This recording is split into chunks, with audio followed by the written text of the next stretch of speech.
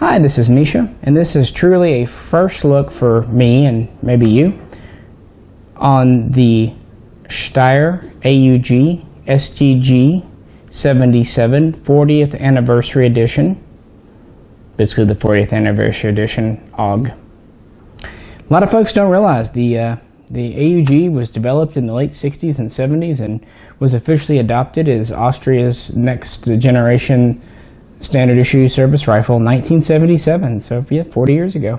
Now they didn't start to really field them until 79, 80, but you know, that's commonly the case. Now the idea is they're reproducing the original A1 look. So we're going to look here, and this is fresh off the UPS truck, so you're going to look with me. I haven't done much with it except opened it up and stuck the mag in. For comparison's sake, we have my original AUG SA, which is essentially an AUG A1 imported back in the 80s. It's pretty early import here.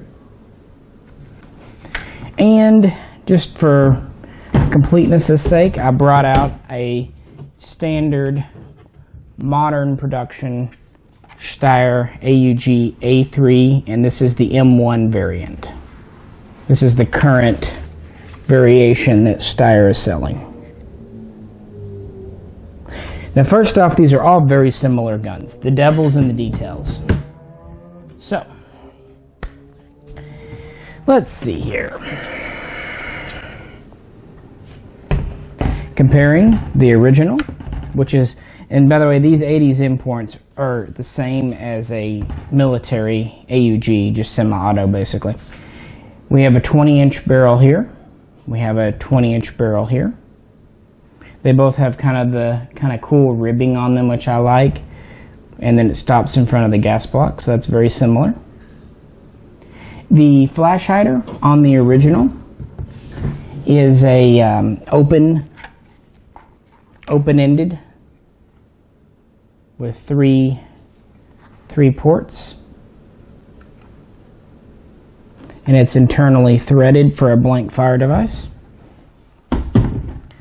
Now the Anniversary does have the modern style flash hider with 5 ports. I would call this the A3 flash hider. That said, it could be easily removed and replaced with an original if you wanted. It is worth also pointing out that the early A1s had the open flash hider. Later they would go to a closed flash hider in the 80s. So flash hider is not correct, but that's an easy thing to fix. We both have green stocks here. The original has a fixed 1.5 magnification optic with these little covers. It has built-in iron sights on top. See there? This is part of the receiver. You cannot remove this, even if your optic is broken. There's not much you can do. It's part of this whole is a single casting here. The modern version is the same scope, really. I mean, I'm sure it's a different manufacturer. We have the same 1.5 fixed power. We have the same iron sights on top. They even include the same polymer plastic lens covers. However, this is still built on the A3 M1 type receiver. So this is removable. It's hard to tell this way because they did a good job, but see down on this one there's no ridge here. This one has a ridge here. And that's, so the receiver in that is more like the modern A3. On this one, this rail is also removable, and you could easily take this optic and put it on here. So that's a modern change, but honestly, I would say it's a good one in case your optic breaks, or if you like the classic look but want to kind of go to a rail at some point or a different scope, you're not stuck. So I'll take it. I understand this. Plus, this lets them do the same receiver. This has a front sling swivel that's QD. which is again an A3 M1 feature, like on that gun over there. The original A1, the front sling swivel is in the exact same location, same shape nearly, but it is not removable. So that's another modernization.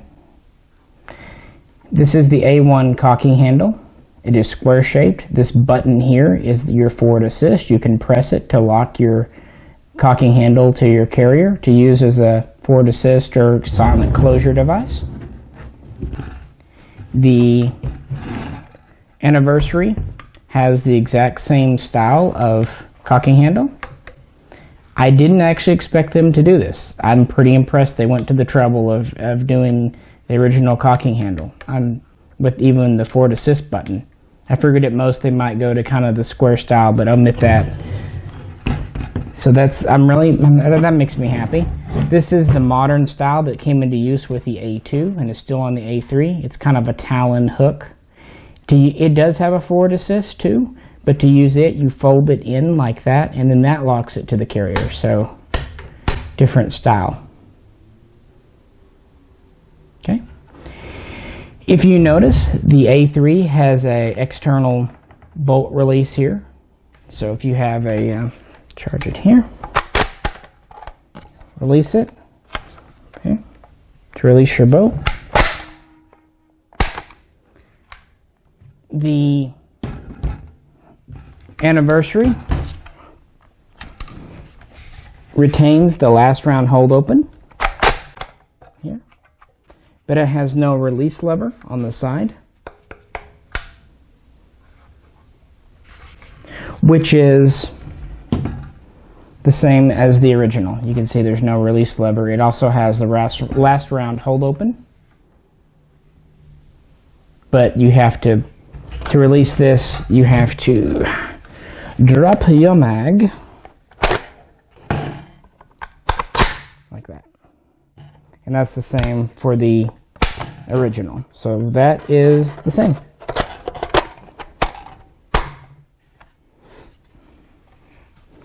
In the back here, we're pretty much all the same. These original guns, the mags are a little different. This is actually more of a smooth waffle pattern, and it has a green floor plate. Modern mags have a little bit coarser texture and a black floor plate. The Anniversary, though, does come with a green floor plate, even though it does have kind of more of the modern. But that's really getting the nitpicks there. They at least thought to include a correct color. Honestly, on the outside, that is about it. The gas systems are the same on pretty much all of these. I have not taken one of these apart, so let's see what we find inside. Drop my mag out here.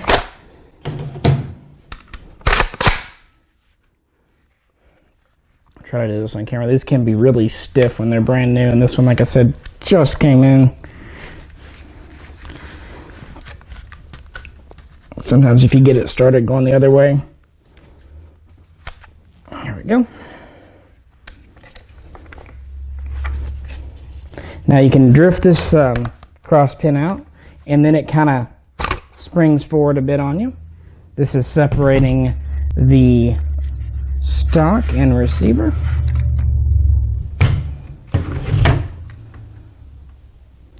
This has the more modern style bolt carrier with the roller in the back.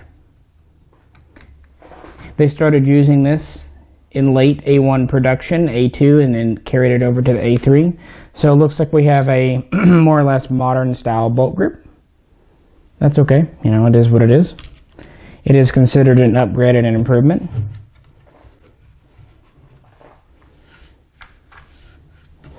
That's really about all to look at inside here. Yeah, it's inside of an AUG.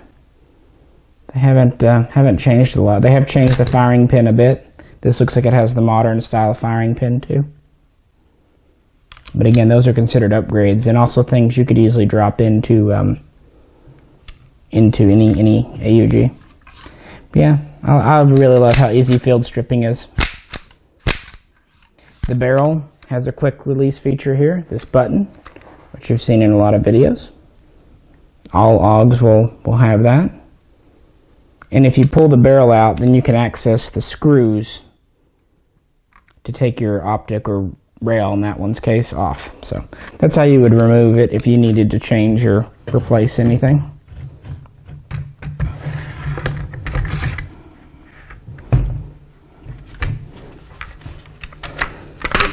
Make sure my cross pin is back. That is pretty well it, guys. To take your trigger group out, all you have to do is press it, or hit the wall. All you have to do is press in here and then pull this cross pin out. This is the same on both AUGs, as are the butt plates for the most part. So yeah, that is the new Anniversary Steyr STG.77 AUG. I think they did a good job. Obviously, they're building these with newer parts, so there's some of the stuff like the bolt parts. And to be fair, most people would still want that, and I do think the receiver is an upgrade. You might want to call it an A2 because they were the first to introduce the removable optic. But yeah, they did go to the trouble of removing the bolt release. They did go to the trouble of removing the new cocking handle and going to the original green and stock 20-inch barrel, which is correct.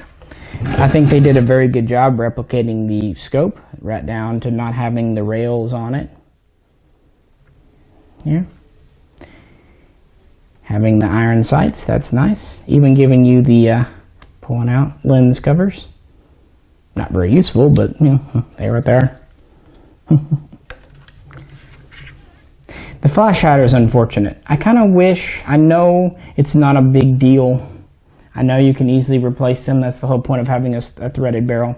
But if they went to so much trouble with things that it would have been neat, even if they couldn't do the original 3-port open prong, maybe do a 3-port closed prong. They could have modified this. But other than that, I don't really see much to gripe about. And again, the AUG has not changed a lot over time. Not near as much as, say, the M16 from that to the A1 to the A2 to the A4.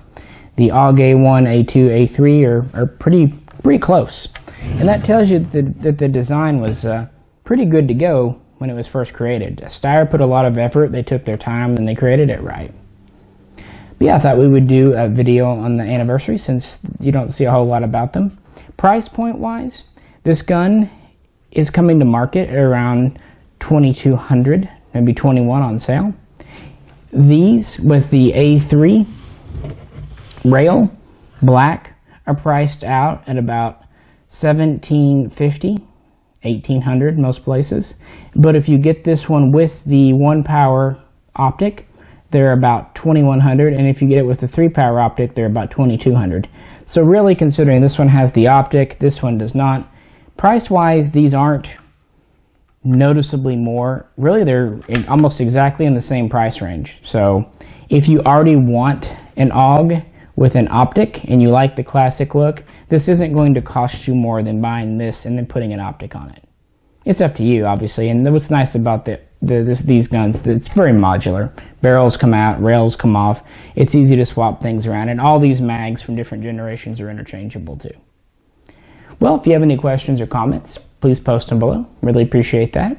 If you liked the video, please click. If you haven't already subscribed, we'd really appreciate it if you'd do that as well. Always, this is Misha. Please tune in again next time for more, hopefully unique and interesting firearms. We'll catch you then.